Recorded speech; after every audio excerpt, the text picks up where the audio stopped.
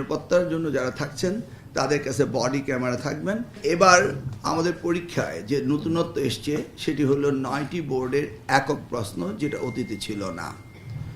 বাকি 2টি বোর্ড রয়েছে, মাদ্রাসা এবং টেকনিক্যাল বোর্ড। আমরা নেক্সট পরীক্ষা থেকে কমন সাবজেক্টগুলো সব একক প্রশ্ন হবে, সেটা নেক্সটে। এবার এটা হলো নতুনত্ব।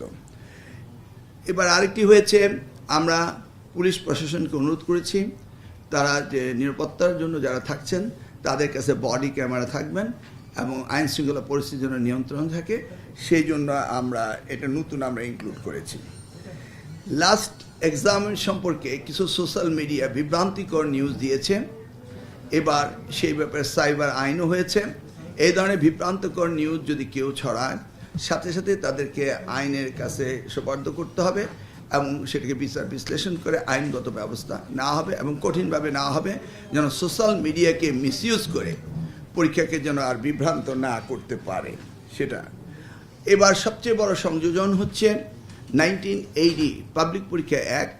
এটাকে আমরা পুরোপুরি পরিবর্তন এনেছি, সেখানে পানিশমেন্টের ব্যবস্থা রয়েছে এবং যে মব অ্যাটাক করা হতে শুরু করে শিক্ষকরা যদি ইনভলভ থাকে, এভরিথিং আমরা সেখানে নতুনভাবে এনেছি।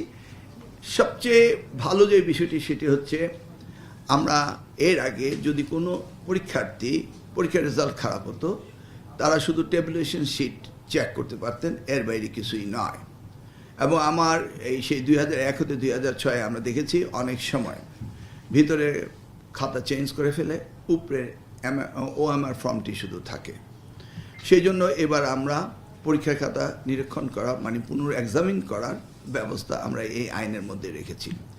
এমনকি এক্সামিনাররা সঠিকভাবে খাতা দেখছেন কিনা সেটাও আমরা এবার স্যাম্পলিং করে বোর্ডগুলোতে খাতা নিয়ে আমরা দেখব এক্সামিনাররা কি ওভার মার্কিং করছে না আন্ডার মার্কিং করছে, সেটাও আমরা পরীক্ষা নিরীক্ষা করব।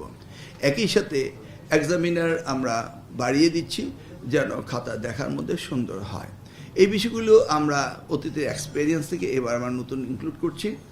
আমরা আশা করব যে এবার পরীক্ষা আমরা সুন্দরভাবে নেব এবং আমরা আশা করব সকলের সহযোগিতা আমরা পাবো ইনশাল্লাহ। বিশেষ করে সাংবাদিকগণ আপনারা সহযোগিতা করবেন, যে এই যে এসএসসি তাদের জীবনের এই পরীক্ষার পরেই তারা সিলেক্টিভ ওয়েতে চলে যাবে জীবন এবং তাদের ভবিষ্যৎ নির্ধারণ করার জন্য। এটি সবচেয়ে গুরুত্বপূর্ণ পরীক্ষা। বিদেশে এটাকে বলা হাই স্কুল গ্র্যাজুয়েশন, আমরা এখানে ইন্টারমিডিয়েট বলি।